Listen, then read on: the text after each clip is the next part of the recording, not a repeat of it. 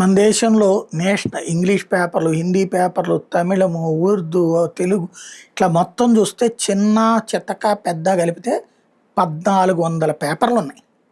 Digital కాదు, printed. ఇవి కాకుండా అన్ని భాషల్లో కలిపి దాదాపు 350 న్యూస్ ఛానళ్ళు ఉన్నాయి. 3700 రిజిస్టర్డ్ డిజిటల్ న్యూస్ పేపర్స్ ఉన్నాయి. యూట్యూబ్ న్యూస్ ఛానళ్ళు అయితే లక్షల కొద్దీ ఉన్నాయి. సమస్యలు ఏంటంటే అయినా భారతదేశానికి సంబంధించి మీడియా స్వేచ్ఛ లేదట.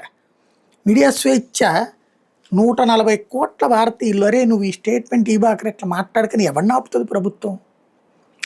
అది ఎవరితో మాట్లాడింది? మా దేశంలో నెంబర్ 1 ఉంది, ఇక్కడ అందరం సంకలు గుద్దేసుకుంటున్నాం. ఒక్కసారి చెప్పండి, భారతదేశంలో మీడియా స్వేచ్ఛ లేదా? మీడియా యాజమాన్యాలుని కొనుక్కుంటున్నాయి పార్టీలు, లేదా పార్టీల తరపున మీడియా యాజమాన్యాలు నడుస్తున్నాయి. కుట్రలు, కుంభకోణాలు, కోకాలు చేసేది వాళ్ళు. స్వేచ్ఛపరంగా చూసుకుంటే ఇప్పుడు డిజిటల్ మీడియాలో ఎవడాపుతున్నాడు? కేసీఆర్కి అనుకూలం ఉంటే వ్యతిరేకం ఉంటాయి, బీజేపీకి అనుకూలం ఉంటే వ్యతిరేకం ఉంటాయి, కాంగ్రెస్కి అనుకూలం ఉంటే వ్యతిరేకం ఉంటాయి. బ్యాలెన్స్డ్గా చెప్పేవాళ్ళు కరువైనటువంటి విచ్చలవిడి జర్నలిజం నడుస్తుంటే మీడియా స్వేచ్ఛ లేదని ఆవిడెవరో గొట్టం పట్టుకుని మాట్లాడిందంట. వీళ్ళందరూ గొట్టంగా వాళ్ళందరూ కలిసి మాట్లాడుకుంటున్నారు. భారతదేశంలో ఇప్పుడు కమ్యూనిస్టులు నడుపుతున్నటువంటి కొన్ని వేలు ఉన్నాయి, కాంగ్రెస్ వాళ్ళు నడుపుతూనే కొన్ని వేలు ఉన్నాయి సోషల్ మీడియా ప్లాట్ఫామ్లు. ఇంకా మీడియా స్వేచ్ఛ లేకపోవడం ఏంటి?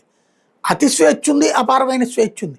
వాడు ఎవడో గొట్టంగాడు విదేశాల్లో కూర్చుని రాసి ఇచ్చే ర్యాంకింగ్లు చూసుకుని మాట్లాడుకుంటే దాన్ని మనం కూర్చుని అయ్యో దాంట్లో రాశాడు దీంట్లో రాశాడంటే, ఎవడో హంగర్ ఇండెక్స్లో మనం పాకిస్తాన్ కంటే వెనకబడి ఉన్నామంటే, ఆకలితో చచ్చిపోతున్నామంట. ఒకసారి రోడ్డు మీద తీసుకెళ్ళి బిచ్చగత్తికి పాచినన్నం పెట్టండి తింటదేం చూద్దాం. వేడన్నం పెడితేనే వద్దని చెప్తున్నారు. టిఫిన్ తీసుకెళ్ళి ఇస్తుంటే ప్యాకెట్ డబ్బులు ఇవ్వండి అని అడుగుతున్నారు. మరి మన దగ్గర ఆకలి అంట, హంగర్ ఇండెక్స్ అంట. అది ఎవడో రాసినే పుచ్చుకుని మనం కూర్చుని మాట్లాడుకుంటే సంస్కారమా సంస్కారహీనమా అంటే తెలివి తక్కువతనం.